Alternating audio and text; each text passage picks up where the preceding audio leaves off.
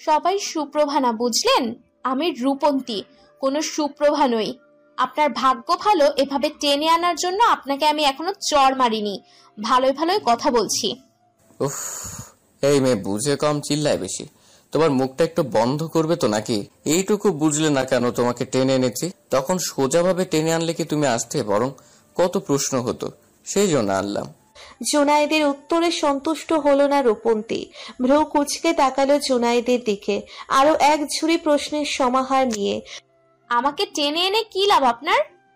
বোকামি, খালি মুখই চলে দেখছি, মাথায় কিছু নেই নাকি? তুমি খাম্বার মতন দাঁড়িয়েছিলে সুপ্রভার আর অনিলের মাঝখানে। ওরা তো নিজেদের মতন করে কোনো কথা বলতে পারছিল না। ও, সেটা আগে বলবেন তো নাকি? তুমি বলতে দিয়েছো নাকি বলতাম? আরে গাধীর মতন প্রশ্ন করো না, ওখানে বলে আনা যেত তোমাকে। কি যে মেয়ে। রূপন্তী কিছু বলল না, চুপ করে রইল। জুনায়েদের সঙ্গে ওই পাশে হাঁটা ধরলো একটু। ওদিকে অনিল সুপ্রভাকে প্রশ্ন করলো, তুমি কিছু মনে করনি তো বাবার কথায়? যদি মনে করতাম তাহলে আপনি কি করতেন? সুপ্রভার এরকম প্রশ্নে অনিল অবাক হলো, আমতা আমতা করে বলল, কি করব বলো, বাবার হয়ে আমি ক্ষমা চাইছি, কিছু মনে করিও না আর। ছি ছি ছি, আপনি কেন ক্ষমা চাইবেন? আপনি আমার চেয়ে বয়সে কত বড় মানুষ। আমি এমনিও কিছু মনে করিনি, আন্দাজ করেছিলাম হয়তো এরকমটা হবে, সেজন্য তেমন কিছু মনে করেন। অনিলও চুপ রইল আর উত্তর না দিয়ে।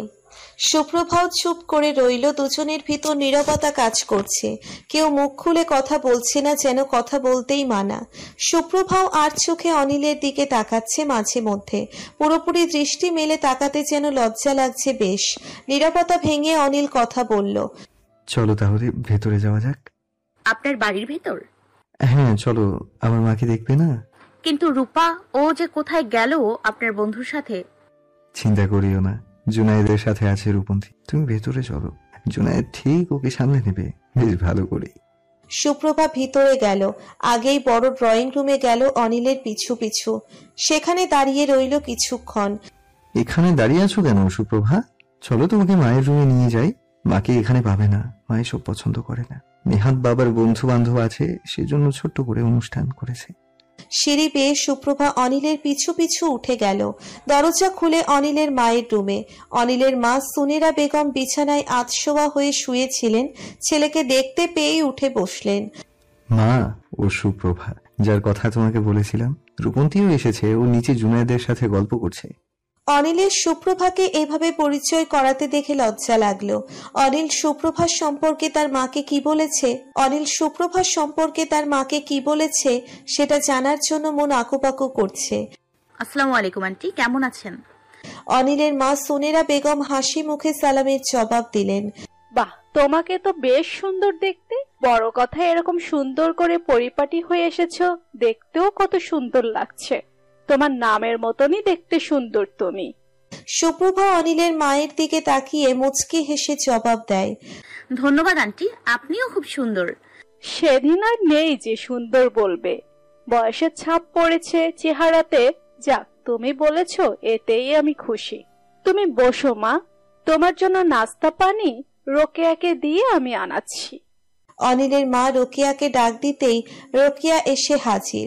সুনেরা বেগম বলে দিলেন নাস্তা আনতে। কিছুক্ষণের ভিতর নাস্তাও নিয়ে উপস্থিত হয় রোকেয়া। বিভিন্ন রকমের খাবার সাজিয়ে পরিবেশন করা হয়েছে সুপ্রভার সামনে। বোঝাই যাচ্ছে বেশ দামি দামি আইটেমের খাবার সব। নাও মা, কিছু খেয়ে নাও। সুপ্রভার একবার অনিলের দিকে তাকালো। অনিল হাসি মুখে তাকিয়ে আছে, যেন সে যা চাইছিল তাই হচ্ছে। সেজন্য খুশি উপচে পড়ছে। আন্টি মাফ করবেন, এতে অনেক দামি দামি খাবার আছে যা আমার পক্ষে খাওয়া সম্ভব না। তবে আপনি যখন বলছেন তখন আমি শরবতটুকু খেলাম, না হয় কিছু তো খেলাম। সুপ্রভা শরবতের গ্লাসটা হাতে নিয়ে একটুখানি শরবত খেয়ে রেখে দিল। সুনেরা বেগম আর অনিলের মনে প্রশ্ন, সুপ্রভা কিছু খেলো না কেন? প্রশ্ন করে ফেলল, কিছু খেলে না কেন তুমি? খাবার পছন্দ হয়নি? অন্য কিছু আনাবো? না আন্টি, বরং যে সমস্ত আইটেমের খাবার আমাকে খেতে দিয়েছেন, এই খাবারগুলো আমি বা আমার পরিবার খুব সহসা খেতে পারি না বললেই চলে। বলতে দ্বিধা নেই, আমার বাবা একজন রিক্সা চালক, সুতরাং এত দামি খাবার আমরা খেতে পারবো না, নিশ্চয় বুঝেছেন। তবে সেজন্য আমার একটু অভিযোগ নেই, বরং আমি ভালো আছি। এখন এখানে এসে এত ভালো ভালো খাবার খাবো, আর ওখানে আমার বাবা মা ডাল ভাত খাবে, আর আমি এদিকে তাদের ছেড়ে এত ভালো ভালো খাবার খাবো? এটা যে আমার দ্বারা সম্ভব না। আমরা মিলেমিশে থাকি সবাই। তবে আপনি মন খারাপ করবেন না, আপনি আমাকে ভালোবেসে খেতে দিছেন, সেজন্য শরবতটুকু তো খেলাম আন্টি। অনিল চুপ করেই রইল। সোনেরা বেগম কিছুক্ষণ চুপ করে থেকে সুপ্রভার মাথায় হাত রেখে বললেন, শুনেছি তুমি এই আর 1 মাস পর এসএসসি পরীক্ষা দিবে। বয়স তো তেমন বেশি না, মাত্র 17। অথচ তোমার জ্ঞান বুদ্ধি আমাকে মুগ্ধ করেছে মা। তোমার বয়স দেখে কেউ বলতে পারবে না তোমার জ্ঞান বা ভালো ব্যবহারের অভাব আছে। বোঝাই যাচ্ছে তোমার বাবা মা কতটা আদর্শ শিক্ষা দিয়ে তোমাকে বড় করেছে। এরকম করে কয়জন ভাবতে পারে বলো? বেশ খুশি হলাম। সুপ্রভা এতক্ষণ চুপচাপ থাকলেও এবার হেসে উঠল। কিছুক্ষণ অনিলের মায়ের সঙ্গে কথা বলল, বসে বসে নানান ধরনের গল্প গুজব করতে লাগলো। হাসি মুখে গল্প করছে দুজন, কেউ বলবে না ওনারা প্রথমবার কথা বলছেন। অনিল নীরব শ্রোতা হয়ে সব শুনছে, বেশ ভালোই লাগছে তার। আন্টি এবার যাই, সন্ধ্যা হয়ে যাচ্ছে, যেতে হবে আমাকে। অনিল ভাইয়ার জন্মদিনে এসছি, ওনার কথা রাখতে এবার যাই। সোনেরা বেগম অবাক দৃষ্টিতে তাকিয়ে পড়লেন, অনিল ভাইয়া? অনিল ব্যাপারটা বুঝতে পেরে সোনেরা বেগমকে সঙ্গে সঙ্গে চুপ করতে বললেন। মা ও ছেলের কথা অনুযায়ী চুপ হয়ে গেল। সুপ্রভাকে আর কিছু বলল না। আবার আসিও মা, তোমাকে আমার বেশ লেগেছে। সুপ্রভা মুচকি হেসে অনিলের সঙ্গে সেই রুম থেকে বেরিয়ে যায়। আমার মাকে তো জয় করে ফেলেছ প্রথম দেখাতেই, কোনো অভিযোগ করার সুযোগই দাওনি দেখছি। জয় করে ফেললাম মানে? আমি সবার সঙ্গে যেরকম ভাবে কথা বলি ওনার সাথেও তেমন করেই তো কথা বলেছি। ওনাকে জয় করতে যাবই বা কেন খামোখা? আচ্ছা আচ্ছা হয়েছে, কথা বাড়িও না। তুমি তো কিছু খাবে না, আমি জানি সেটা খুব ভালো করি। তবে এই যে আমার জন্মদিনে এসেছো, আমার মায়ের সাথে কথা বলেছো, এতেই খুশি আমি। কৃতজ্ঞ রইলাম তোমার কাছে। সুপ্রভা অনিলের হাতে সেই প্যাকেটটা দিল। অনিলও সেটা হাতে নিয়ে সুপ্রভাকে প্রশ্ন করলো, এই প্যাকেটের ভিতর কি আছে সুপ্রভা? আপনার জন্মদিনের উপহার। জানি সেটা আপনাদের কাছে নিতান্তই তুচ্ছ, কিন্তু আমার যতটুকু সাধ্য ছিল আমি দিয়েছি আপনাকে। মানুষ তো আর সাধ্যের বাইরে গিয়ে কিছু করতে পারে না বলুন। বাবা এখনো আসেনি, বাড়িতে আমার কাছে যা কিছু জমানো টাকা ছিল সেটা দিয়েই কিনেছি। অনিল হাসলো সুপ্রভার কথা শুনে, প্যাকেটটাই আলতো করে হাত বোলালো। মেয়ে, তুমি আমার কথা রেখেছো, যা আমার কাছে অপ্রত্যাশিত ছিল। আমার জন্মদিনে এসেছো, এটি আমার জন্য বড় একটা উপহার। আর কোনো উপহারের প্রয়োজন ছিল না, তবে তুমি যখন দিয়েছো তখন উপহার তো নিতেই হবে। আজকে জন্মদিনের আনন্দ আমার কাছে দ্বিগুণ হয়ে উঠেছে সুপ্রভা। তুমি এসেছো বলে রঙিন হয়ে উঠেছে সবটা। সুপ্রভা মুচকি হাসলো। যাক, তার নিজের কাছেও ভাল লাগছে সে একজনের খুশির কারণ হতে পেরে। বেশ, আপনার ভালো লেগেছে, এটুকুই আমার প্রাপ্তি। তাহলে এবার যাই, দেরি হয়ে গেল যে। বাড়িতে মা একা রয়েছেন, চিন্তা করবে। বেশ, যাও, তবে আর আটকাবো না। সুপ্রভা হাঁটা ধরছিল, অনিল ডাক দিতেই সুপ্রভা থমকে দাঁড়ালো। কিছু বলবেন? শোনো, আজকে তোমাকে একটু বেশি সুন্দর লাগছে, যেন আকাশ থেকে কোনো শ্যাম সুন্দরী নেমে এসেছে। অযথা পান দিয়ে কিছু বলছি না, তুমি অত ফর্সা না হলেও শ্যাম সুন্দরী। অসম্ভব রকমের সুন্দর দেখাচ্ছে তোমাকে। চোখ ফেরানো দায় হয়ে পড়েছে, সব দিক দিয়ে পূর্ণ তুমি। আচমকা অনিলের এরকম কথা শুনে সুপ্রভা লজ্জা পেল। চোখে মুখে লজ্জার আভা ফুটে উঠেছে। লজ্জায় যেন তাকাতেই ইচ্ছে করছে না অনিলের দিকে, তবুও লজ্জা ভেঙে উত্তর দিল, আমি তো শ্যাম বর্ণের, তাতেও যদি আমাকে আপনার কাছে শ্যাম সুন্দরী লাগে তাহলে তাহলে আপনি তো ফর্সা বর্ণের। আপনাকে ওই সাদা রঙের পাঞ্জাবি পরলে একদম শুভ্র মেঘের মতো লাগবে। নির্ঘাত চোখ সেখানেই আটকে যাবে। কথাটা বলে সঙ্গে সঙ্গে সেখান থেকে দ্রুত গতিতে প্রস্থান নিল সুপ্রভা। কথাখানি বলার পর নিজেই নিজেকে বকছে মনে মনে, ইস, সে এই কথা কি করে বলল।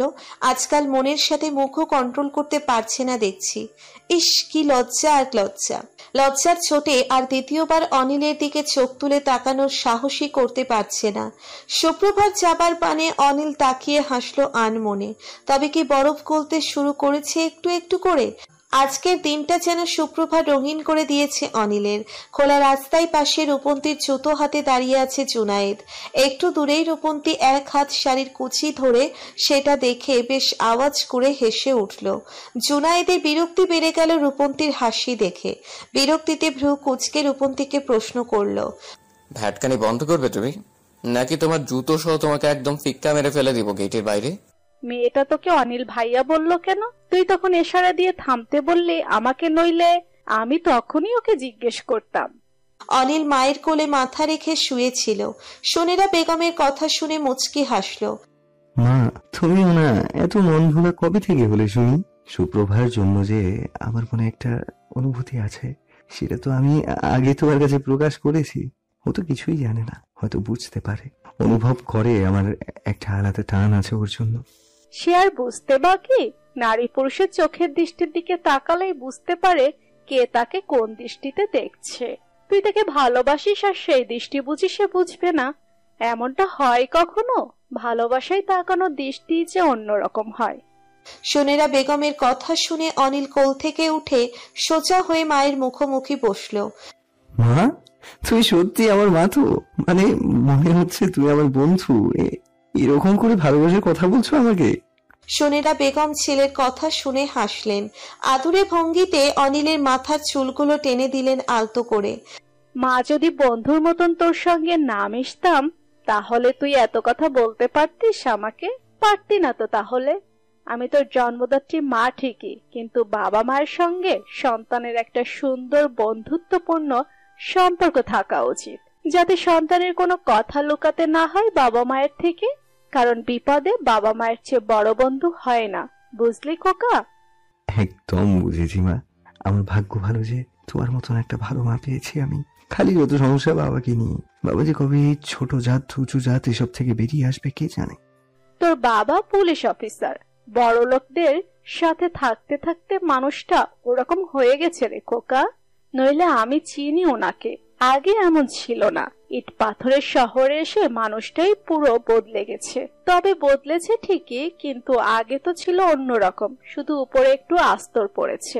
সে আস্তর ভেঙে ফেলার ক্ষমতা সুপ্রভার আছে, যা বুঝেছি আমি। মেয়েটাকে চিনতে তোর একটুকুও ভুল হয়নি। ঠিক বলেছো, কিন্তু মা, ও আমার জন্মদিনে এসেছে ঠিকই, কিন্তু একটু খেলো না, এমনকি একটু কেক কাটা অবধি পর্যন্ত অপেক্ষা করলো না। মেয়েটার ব্যক্তিত্ব প্রখর, যা বুঝেছি, সাথে বাবা মার জন্য অদ্ভুত টান। ও যেমন চায় ওকে ওর মতন ছেড়ে দে। মেয়েটা বোধহয় তোকে ভালোবাসে, মনে মনে তোর মতন প্রকাশ করতে পারছে না, মনের ভেতর লুকিয়ে রেখেছে। এই মেয়েকে ভালোবাসা বোঝানো অনেক কঠিন মা। সে ভালোবাসা না, সে বুঝে বাস্তবতা। কঠিন বাস্তবতার দোহাই দিয়ে ঠিক আমাকে ফিরিয়ে দেবে, এটুকু জানি আমি। সোনেরা বেগম দেখলো এতক্ষণ তার ছেলে অনিল হাসি খুশি থাকলেও এবার মুখ গোমরা করে রাখলো। ছেলের জন্মদিনে মন খারাপ, ভাল লাগলো না মায়ের। দ্রুত কথা ঘুরিয়ে ফেললো আর এক দিকে। ছেলের সঙ্গে বসে বসে সেখানেই গল্পগুজব করতে লাগলো কিছুক্ষণ। ভ্যাটকানি কোনো শব্দ? ভালো করে কথা বলতে পারছেন না নাকি? রূপন্তীর রাগত স্বরের আওয়াজ শুনে জুনায়েদের রাগ আরো বেড়ে গেল। জুনায়েদের হাতে রূপন্তীর জুতো এখনো আর রূপন্তী পাশেই দাঁড়িয়ে আছে। তখন রূপন্তী আর জুনায়েদ কথা বলতে বলতে রূপন্তী হোঁচট খেয়ে জুতা ছিঁড়ে ফেলে। তারপর জুনায়েদকে সঙ্গে নিয়ে পাশেই রাস্তার মুচির থেকে জুতো ঠিক করে নেয়। কিন্তু মুচি যখন জুতো ঠিক করছিল, রূপন্তীর চোখ চলে যায় হাওয়াই মিঠাইয়ের দিকে। ব্যাস, মুচি জুনায়েদের হাতে জুতো ধরিয়ে দেয়, আর ওদিকে রূপন্তী আপন মনে হাওয়াই মিঠাই খেতে লাগে দাঁড়িয়ে দাঁড়িয়ে। মাঝ রাস্তায় জুনায়েদের হাতে জুতো ধরিয়ে দাঁড় করিয়ে রেখে রূপন্তী এজন্য জুনায়েদের এত রাগ জমেছে। এই মেয়ে, তোমার জুতো নিবে নাকি আমি ফেলে দিব? রূপন্তী বুঝলো না এবার হাওয়া গরম আছে বেশ, আর খেপানো যাবে না জুনায়েদকে। সে জুনায়েদের পাশে গিয়ে জুতো চোরা নিয়ে নিজের পায়ে পড়ে ফেললো। একটু জুতো হাতে নিয়েছেন, তাতে কি মান সম্মান খোয়া গেছে নাকি? আশ্চর্য লোক তো আপনি, অথচ এদিকে আপনিই আমাকে টেনে নিয়ে এসেছেন, আর আপনার জন্যই আমার জুতো ছিঁড়ে গেছে। এখন জুতো যদি না সেলাই করতাম আমি বাড়িতে যেতাম কি করে? এতটা রাস্তা খালি পায়ে হেঁটে গেলে পায়ে ফোসকা পড়তো না? সব দোষ তো আপনার নাকি? আপনি না আমাকে টেনে আনতেন, না আমার জুতো ছিঁড়তো। আরে এটা মুখ না, টেপ রেকর্ডার। বকবক করেই যাচ্ছে। টেপ রেকর্ডারও তো দেখি ফেল মারবে আরামসে তোমার কাছে। এত স্পিড কই পাও কথা বলতে? মুখটা বন্ধ রাখতে পারো না? বাঁচাল মেয়ে কোথাকার। কানের পোকা নড়িয়ে দিল একেবারে। জুনাইদের কথা শুনে রূপন্তী রেগে যায় ভীষণ ভাবে। তেড়ে যাচ্ছিল জুনাইদের কাছে উদ্দেশ্য আরো 2-4টে কথা শুনিয়ে দিবে, তাতে পেটের ভাত হজম হবে। তখন অনিল সেখানে এসে উপস্থিত হয়। আরে আরে রূপা বোন আমার, এত চেতেছো কেন তুমি? ঠান্ডা হও, ঠান্ডা হও। আপনি জানেন না ভাইয়া, আপনার এই বজ্জাত বন্ধু আমাকে বাঁচাল বলেছে। আমি নাকি ওনার কানের পোকা নাড়িয়ে দিছি। এর জবাব দিতে হবে না আমাকে? রূপন্তীর কথা শুনে অনিল জুনাইদের গালে ঠাস করে একটা চর মেরে দিল। আচমকা চর খেয়ে জুনাইদ গালে হাত দিয়ে থ হয়ে দাঁড়িয়ে আছে। অনিল তাকে চর কেন মারলো বুঝে উঠতে পারছে না। সে তো অনিলের ভালোর জন্যই রূপন্তীকে তাদের মাঝখান থেকে নিয়ে আসলো, আর সেই বন্ধুই কিনা জুনাইদকে চর মেরে দিল। দেখো, ওকে চর মেরে দিয়েছি আমি, হয়েছে তো, এবার চুপ করো। অনিলের কথা শুনে জুনাইদকে এবার বুঝতে পারে অনিল কেন তাকে চর মেরেছে। আচ্ছা ভাইয়া, সুপ্রভা কই? অনেকক্ষণ হলো আপনার সাথে গেল, দেখছি না যে। এদিকে আপনার বন্ধুর জন্য আমার জুতো ছিঁড়ে গিয়ে কি একটা কাণ্ড হলো। অনিল আশেপাশে তাকিয়ে দেখলো সুপ্রভা একটা বাচ্চা মেয়ের সাথে চেয়ারে বসে বসে কথা বলছে। অনিল, রূপন্তী, জুনাইদ সেখানে গেল। এই যে ম্যাডাম, এখানে বসে বসে অন্যের বাচ্চা নিয়ে ইয়ার্কি করছেন আর আমার খবর ভুলে গেছেন?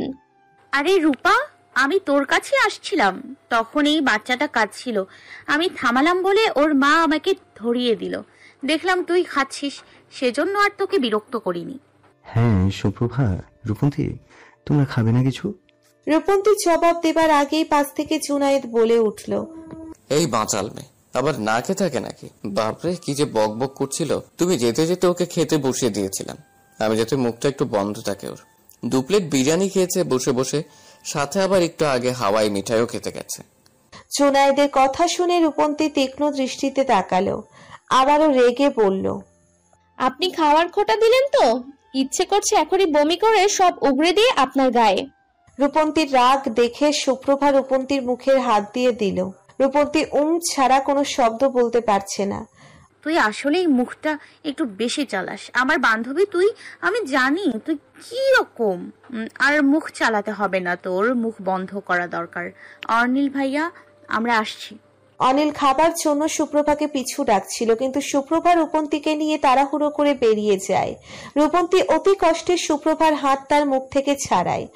তুইও বললি আমার মুখ বেশি চলে। মনে রাখিস সুপ্রভা, একদিন আমার মুখ চুপ থাকলে অস্থির হয়ে পড়বি তুই। মিস করবি আমাকে প্রচন্ড ভাবে। সুপ্রভা আর উত্তর দিল না। এই মেয়ে একবার শুরু হলে থামে না সহসা, সেটা সুপ্রভাও জানে। ভাগ্য করে এমন একটা বান্ধবী পেয়েছে সুপ্রভা, যেখানে সে চুপচাপ হলেও রূপন্তী একদম ভিন্ন ধাঁচের। পরের দিন সকালবেলা, শুক্রবার, স্কুল সব বন্ধ। সুপ্রভা স্কুল যায়নি, বাড়িতে মা রান্না করবে, লবণ ফুরিয়েছে। গন্তব্য পাশের মুদি দোকান থেকে লবণ কিনে নিয়ে যাবে। ঘর থেকে বের হওয়ার সময় ওড়নাটা দিয়ে মাথায় ভালো করে ঘোমটা দিয়ে নিল। কাছেই দোকান যেতে 5 মিনিটও লাগবে না। সুপ্রভা লবণ কিনে নিয়ে আসছিল, ঠিক সেখানেই মিরাজকে দাঁড়ানো দেখতে পায়। চোখ তুলে দেখতে পায় মিরাজ তার দিকে তাকিয়ে আছে। সুপ্রভা সে দৃষ্টি উপেক্ষা করে নিজের মতন করে হেঁটে চলে যাচ্ছিল, যেন সে মিরাজকে দেখেইনি, কিন্তু বাদ সাধলো পথের মধ্যে। মিরাজ সুপ্রভার সামনে এসে দাঁড়ালো। সুপ্রভার বিরক্তি বেড়ে গেল অযথায়। মাঝ রাস্তায় পথ আটকেছেন কেন? আপনি কিছু বলতে চান? আমি দাঁড়ালেই দোষ, আর ওই পুলিশের ছেলে দাঁড়ালে সাধু সাধু। অথচ তুমি না আমার বাগদত্তা। পুলিশের ছেলে, এটা কি ভাষা? মুখের ভাষা ঠিক করুন। আমাকে যেতে দিন, অযথা তর্ক করার কোনো ইচ্ছে আমার নেই। সুপ্রভা নিজের মতন করে হেঁটে যাচ্ছিল, হুট করে মিরাজ এসে সুপ্রভার হাত টেনে ধরে। সুপ্রভা হাত ছাড়ানোর চেষ্টা করছে সমান তালে, কিন্তু একজন পুরুষের কাছে একজন নারীর শক্তি নিতান্তই তুচ্ছ। সেজন্য সুপ্রভাও পারল না মিরাজের সাথে। মিরাজ জোর করে একটা আংটি পরিয়ে দিতে চাইছে সুপ্রভার হাতে, কিন্তু সেটা ঢুকছে না সুপ্রভার আঙ্গুলে। আংটি কিনেছেন অথচ আমার হাতের মাপটুকুও জানেন না? জোর করে কেন ঢুকাচ্ছেন আঙ্গুলে যখন ঢুকছেই না? সে তো তুমিও স্ব-ইচ্ছাতে আমার কাছে ধরা দাওনি। তোমাকেও যেমন জোর করে নিয়েছি, তেমনি করে এই আংটিটাও জোর করেই পড়াবো। মিরাজ আপ্রাণ চেষ্টা করছে, কিন্তু আংটিটা ঢুকছে না। জোড়াছুরির ফলে সুপ্রভার আগুন লাল হয়ে গেছে। মিরাজ এক পর্যায়ে সফল হলো সুপ্রভার হাতে আংটি পরাতে, কিন্তু ততক্ষণে সুপ্রভার আঙ্গুল ফুলে করাগাছ হয়ে গেছে। ওদিকে নিজের রুমে বসে বসে মনে ভাবছে অনিল। মনের মধ্যে চিন্তা, কালকের অনুষ্ঠান তো স্পষ্ট বরফ গলাতে শুরু করেছ। এবার কি হবে? এবার কি তবে অনিল মনের কথা জানিয়ে দিবে? যদিও সুপ্রভা বুদ্ধিমতী মেয়ে অনুভব করতে পারে, তাও এবার মনে মনে বেশ সিদ্ধান্ত নিল অনিল আর দেরি নয়। বেশি দেরি করলে যদি আর সময় না থাকে। দেখুন, আপনার সাথে আমার বিয়ে ঠিক হয়েছে, কিন্তু বিয়ে তো হয়নি। এভাবে জোর করবেন না আমাকে। পুরোপুরি যখন বউ হব তখন জোর করবেন। এর আগে আমাকে জোর করলে আমি আপনার বিরুদ্ধে মামলাও করতে পারি। সুপ্রভার কথা শুনে মিরাজ শয়তানি হাসি হাসলো। বিরক্তিতে সুপ্রভা আর মিরাজের দিকে তাকালো না। এটা তোমার চিহ্ন, সব সময় আমার সঙ্গে থাকবে। হ্যাঁ, বলে দিলাম। এখন জোর করে পরিয়েছি, বিয়ের পর হাতের মাপ নিয়ে তারপর একেবারে ভালো মতন পরিয়ে দেব। সুপ্রভা বিরক্তির দৃষ্টি নিয়ে মিরাজের দিকে তাকিয়ে দ্রুত পায়ে সেখান থেকে হাঁটা ধরলো বাড়িতে গিয়েই মাকে লবণের প্যাকেট দিল। মা, মিরাজের সাথে কি দেখে আমার বিয়ে ঠিক করেছো তুমি? ওকে আমার বিন্দু পরিমাণও ভাল লাগে না, সব সময় আমার পিছু পড়ে থাকে, অসহ্য। আরে ও যদি খারাপ হতো তোর বাবা বুঝি এই বিয়েতে মত দিত না তো বল? তাহলে নিশ্চয়ই থাক। আর দেখ মা, সবসময় ভালো পাত্র খুঁজে পাওয়া যায় না, এটা খুবই মুশকিলের কাজ, কিন্তু আল্লাহ তোর জন্য ভালো পাত্র মিলিয়ে দিচ্ছেন। আমাদের এটাই বা কম কিসে? সুপ্রভার রাগ বেড়ে গেল আরো মায়ের কথা শুনে। যেখানে বাবা মা দুজনেই রাজি, সেখানে সুপ্রভা আর কি বলতে পারে? বলারই বা কি আছে?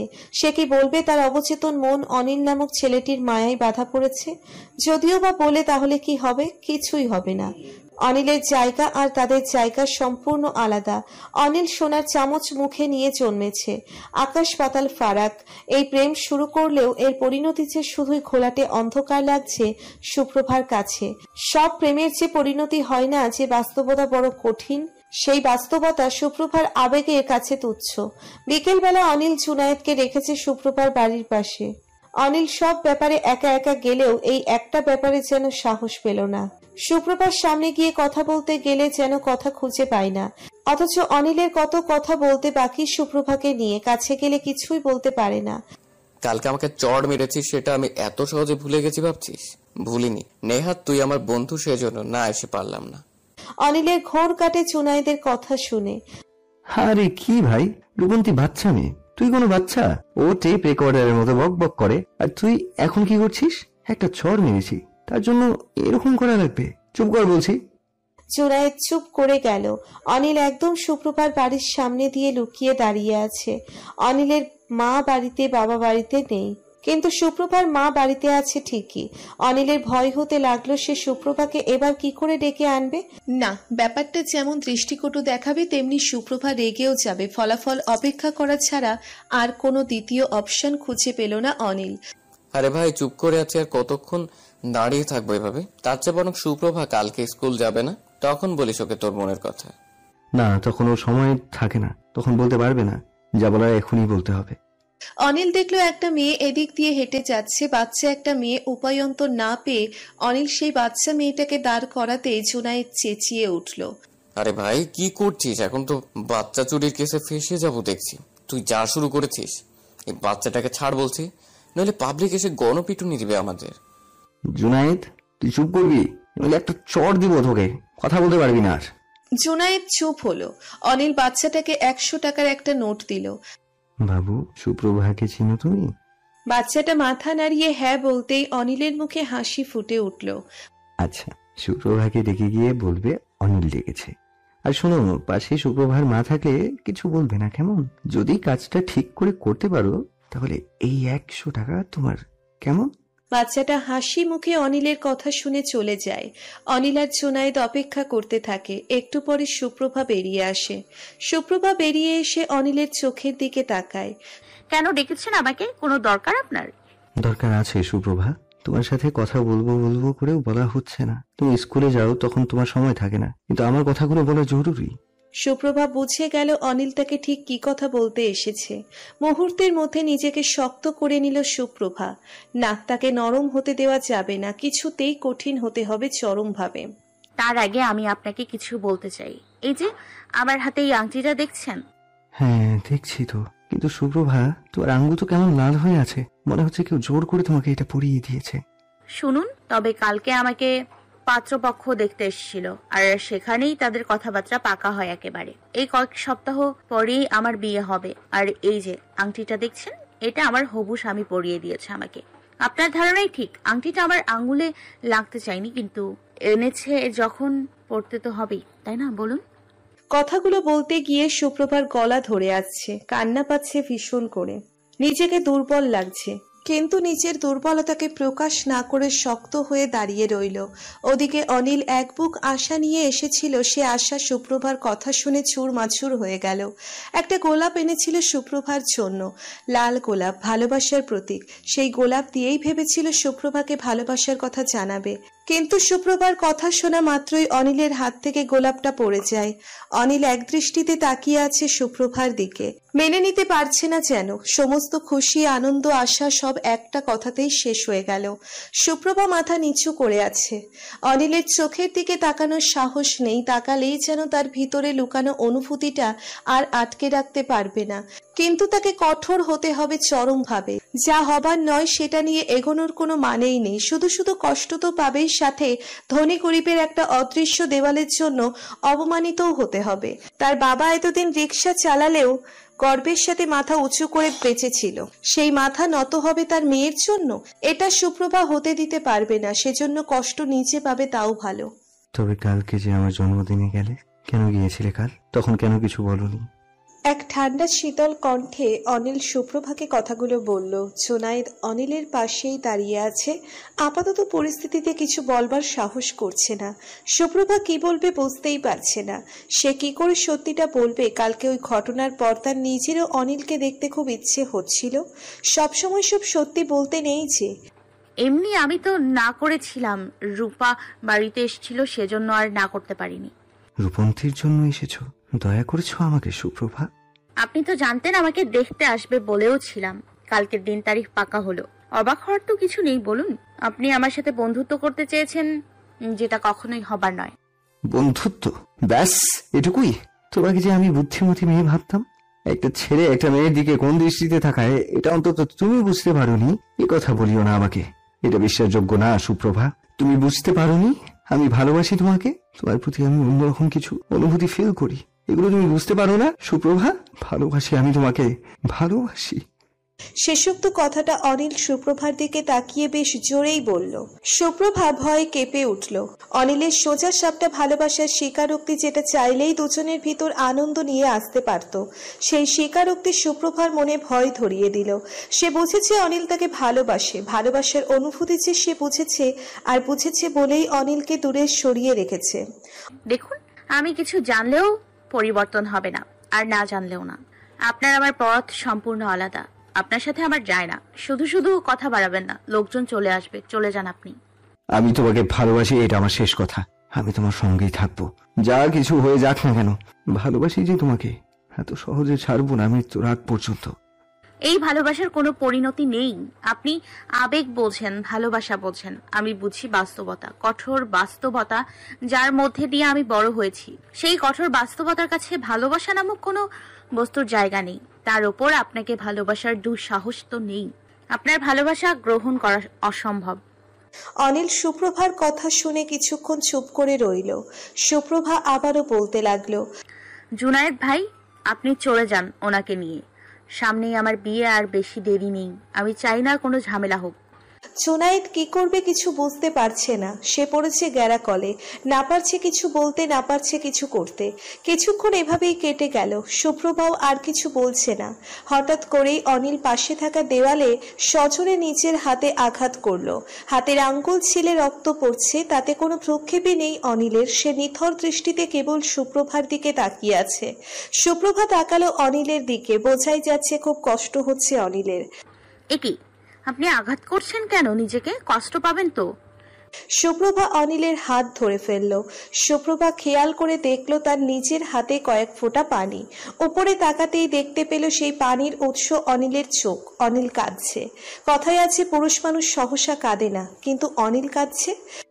তুমি জানো, এটা তোমার আমাকে করা প্রথম স্পর্শ, কিন্তু এই স্পর্শ সুখের না আমার জন্য। ভালোবাসা বুঝো? হয়তো না।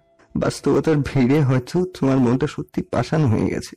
সেটা ঠেলে আমার বুঝি সত্যি তোমার হৃদয়ে স্থান করে নেওয়া অসম্ভব।